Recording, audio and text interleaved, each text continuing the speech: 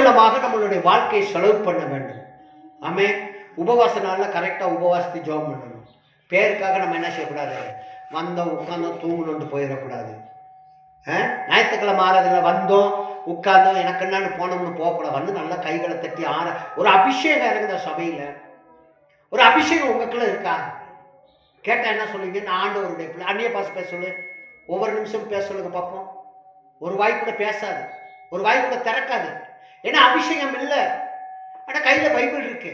ஒரு தடவை ஒரு மீட்டிங்கில் பேசிக்கிட்டு இருக்கும்போது ஒரு சபையில் நிறைய பேர் அப்படின்னு நான் அபிஷேகம் சரி அந்நிய பாச தான் பேசுதுன்னு சொல்லி ஒரு மீட்டிங் போயிட்டு ஜெபம் பண்ணிட்டு வாய் விரிவாத்தர வாய் திறக்கவே இல்லை. ஏன்னு கேட்டால் என்ன செய்யுது, சபைக்கு வரல பபிள் கம்ம போட்டு வந்து. புரியுதா? நான் கூட சரி ஆவியில் நிரம்பித்தான் அந்த பிள்ளைகளாம் விருப்பத்தோடு ஆண்டவருடைய சமூகத்தில் ஜெபிக்குது அப்படின்னு சொல்லி வாய்களை திறனா வாய் என்ன செய்ய திறக்க முடியல, பபிள் கம்ம ஒட்டிக்குச்சு. இன்னைக்கு அதே போலத்தை எல்லா வாயிலையும் ஆண்டவர் பபிள் கம்ம வைத்தது போல ஒட்டி போய் கிடக்கு. தேவனுக்கு பிரயோஜனம் இல்லை. ஆண்டவருக்கு பிரயோஜனம் இல்லாத ஒரு காரியத்தை என்ன செய்றீங்க, செயல்படுறீங்க.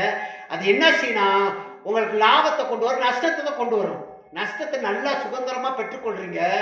ஆனால் நன்மையான காரியத்தை யாரும் என்ன செய்வதில்லை, பெற்றுக்கொள்வது அல்ல. நல்ல காரியத்தை பெற்றுக்கொள்ளுங்க, நல்ல சத்தியத்தை கேளுங்க. நல்ல சத்தியத்தை கேட்டு நடந்து பாருங்களேன்.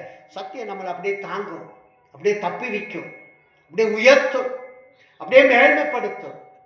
அதான் சத்தியம். சத்தியத்தில் உண்மையாகவே நீங்கள் இருந்து பாருங்கள். உபவாச நாளில் உண்மையிலே உபவாசம் பண்ணி ஜெபிச்சு பாருங்களேன். அந்த ஜெபத்துக்கு நல்ல பதில் இருக்குது. அதே போல் ஞாயிற்றுக்கிழமை ஆராதனையில் அவருக்கு நேரத்தை நல்லா செலவு பண்ணுறதுக்கு உண்மையாகவே தேடி பாருங்கள். 1.5 மணி நேரம் நம்ம நாள் அவரை தேட முடியலன்னா மற்ற 7 நாள் உலகத்தை தேடுறீங்க. எப்படி தேடுறீங்க? உலகப்புறமான காரியங்களை எப்படி தேடுறீங்க? உலகப்புறமான சொந்த பந்தங்களை எப்படி தேடுறீங்க? மற்றவங்களை ஃபோனில் பேசுகிறவங்களை எப்படி தேடி கண்டுபிடிக்கிறீங்க?